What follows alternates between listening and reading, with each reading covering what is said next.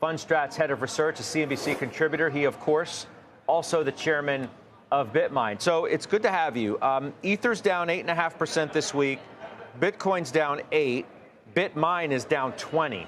What's happening here? Scott, I think we're still seeing the repercussions of that April 10th crypto deleveraging event. It was the biggest deleveraging event ever. And there are still, I think, some market makers that have some balance sheet issues that are trying to raise capital. So I think that this is leading to a market that is kind of raised. Every time we get a bit of a rally, there's some capital trying to be raised. And I think that's what's suppressing crypto for now. That's, of course, going to end soon, but I think that's led to why crypto has underperformed equities since October 10th.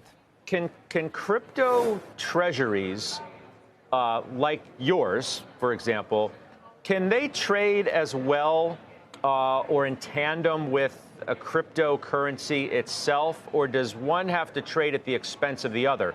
If I'm going to see money flow into Bitcoin or crypto treasuries, wouldn't it then come out of the actual pure play coin itself? Not exactly, Scott. For instance, when BitMine has shareholders and institutional capital comes in, and JP Morgan, Invesco, BlackRock are buying big stakes, then that capital is then used to buy Ethereum. So it's actually going back into the ecosystem, but then it's going into a vehicle like BitMine that's actually a permanent holder. BitMine owns 3.5 million Ethereum, more than 2.9% of the supply, but now that is not going to be subject to liquidations because there's no leverage used to hold that Ethereum. And then at some point, that 3.6 million or 3.5 million Ethereum is going to be staked and then generate nearly $400 million in net income. Well, that can create returns for shareholders. So in a way, a crypto treasury is actually a pretty attractive equity because there's an income component, plus there's, of course, that ability to grow your Ethereum holdings per share.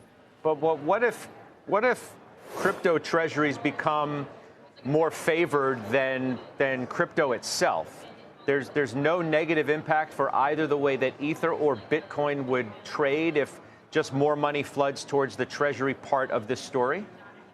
Well, one, it's a conduit because, as you know, equity managers, many of them, the 4,000, can't own crypto directly.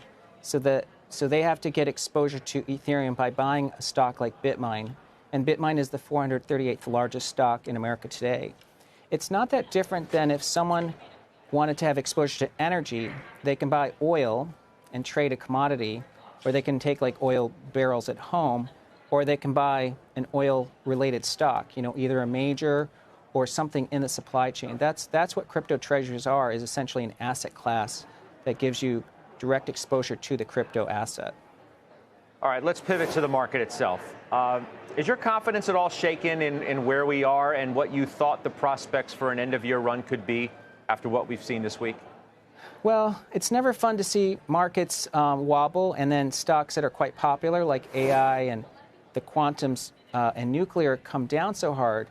But it is consistent with the idea that, we were up 6 months through October, so the market's overbought. We expected 2 weeks of consolidation, which is what we're getting. And then, of course, as you know, there's hawkish Fed talk, so there's a bit of a tantrum the market's having. But between now and year-end, we still have really good seasonals. The earnings have been good. Sentiment has flipped negative, Scott, as you could tell. I mean, the AAI went to negative 17.5. So I'd say the risk-reward is still really good for equities into year-end. And, yeah, I think the S&P will be over 7,000 by the end of the year. In fact, maybe over 7,000 by the end of the month.